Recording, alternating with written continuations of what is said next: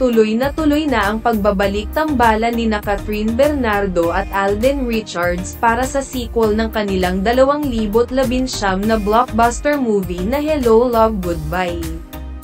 Kinumpirma ito ng Star Cinema. Ang movie production ng ABS-CBN, at ng GMA Pictures ngayong May 19, 2024. Bago ang formal na anunsyo, nagbigay na ng pahiwatig ang Star Cinema at ang GMA Pictures sa pamamagitan ng social media card na may text na, "This is finally happening." Ang salitang, "finally," ay ginamitan ng typeface na ginamit sa poster ng Hello, Love, Goodbye. Ang magiging titulo ng sequel ay Hello, Love, Again. Nakatakda itong ipalabas sa Pilipinas sa November 13, 2024. Muling gagampanan nina Catherine at Alden ang kanilang mga karakter bilang Joy at Ethan. Si Kathy Garcia Sampana pa rin ang magiging direktor ng pelikula. Matatandaang sa Hello, Love, Goodbye ay ipinagpatuloy ng karakter ni Catherine na si Joy ang pag-aaral ng medisina.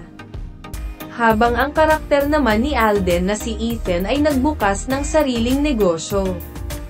Dahil bitin ang pagtatapos ng pelikula, naiwan ang mga nakapanood nito sa maraming katanungan kung magkakatuluyan ba sila o hindi.